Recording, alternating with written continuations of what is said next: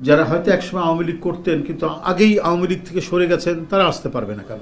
আমাদের যে টার্গেট, আমরা টার্গেট করছি প্রায় 1 কোটির অধিক আমরা এবারে প্রাইমারি মেম্বার অর্থাৎ প্রাথমিক সদস্য সংগ্রহ আমরা করব ইনশাল্লাহ।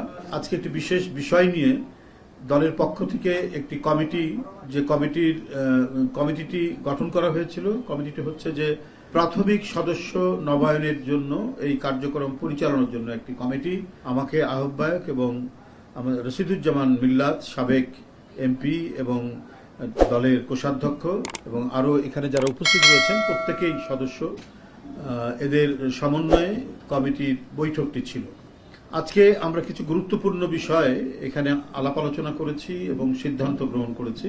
সেটি হলো যে এবার শুধুমাত্র নবায়ন নয়, আমাদের কাজ শুরু হবে আগামী 15 তারিখ থেকে, 15 মে থেকে 15 জুলাই পর্যন্ত এটি চলবে। সেটা হচ্ছে নবায়ন পাশাপাশি প্রাথমিক সদস্য সংগ্রহ অভিযান। আমি আবারও বলছি, নবায়ন এবং দলের প্রাথমিক সদস্য সংগ্রহ অভিযান এটিকে বাস্তবায়ন করার জন্য এবং দ্রুতগতিতে দেশব্যাপী আমাদের যে টার্গেট, আমরা টার্গেট করছি প্রায় 1 কোটির অধিক আমরা এবারে প্রাইমারি মেম্বার অর্থাৎ প্রাথমিক সদস্য সংগ্রহ আমরা করব ইনশাল্লাহ। তো সেই ক্ষেত্রে আমাদের যে কেন্দ্রীয় যে সাব কমিটিটা এখানে কাজ করছেন, বিশেষ কমিটিটা এখানে কাজ করছেন, তারা এই বিষয়ে গুরুত্বপূর্ণ ভূমিকা রাখবেন বলে আমরা আশা রাখি। আমাদের দলের এই মুহূর্তে কত লোক আগ্রহী বিএনপি করার জন্য সেটাও আমরা এই নতুন সদস্য সংগ্রহ অভিযান চলবে, সেই অভিযানের মধ্যে আমরা সেটি জানতে পারবো। আপনারা জানেন যে জাতীয়তাবাদী শক্তির প্রতি মানুষের যে আশা আকাঙ্ক্ষা অত্যন্ত বেশি। তারা জাতীয়তাবাদের পতাকা তলে নিজের একটা ছায়া খুঁজে।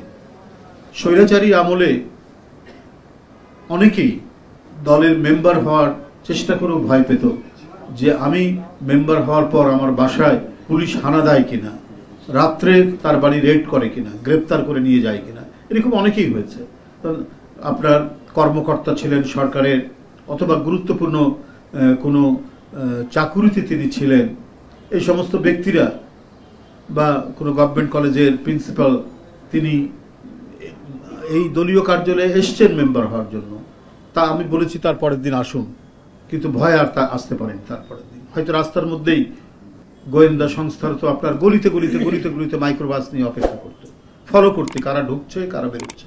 এমনকি আমাদের এই কার্যালয়ের সামনে সব সার্বক্ষণিক সিসি ক্যামেরা দিয়ে দেখছে কে আসতো বেরোতো। তো এইভাবে রাস্তার মধ্যে হুমকি দিত কোন বরেণ্য ব্যক্তি, সমাজের মধ্যে, সমাজে যাদের অত্যন্ত সুনাম আছে এই ধরনের ব্যক্তিরাও আমাদের মেম্বার হওয়ার জন্য আসতো। মানে এত প্রতিকূলতার মধ্যেও তারা আসতো, এসে অনেকে মেম্বার হয়েছেন, অনেকে ভয় পেয়ে আসতেন না। তো এখন মনে হয় সেই পরিস্থিতিটা নেই। আমরা আশা করি আমাদের প্রাথমিক সদস্য সংগ্রহ অভিযানকে সফল করবেন।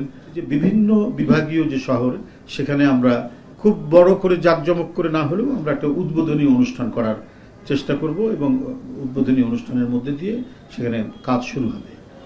এক্ষেত্রে আমাদের কেন্দ্রীয় টিম তো সার্বক্ষণিক মনিটর করবে। আমাদের যে বিভাগীয় সাংগঠনিক সম্পাদকদের যে টিম আছে, তারা এই কর্মসূচিটা সার্বক্ষণিক তত্ত্বাবধান করার জন্য, পর্যবেক্ষণ করার জন্য তারা প্রতিনিয়ত সেখানে কাজ করে যাবে।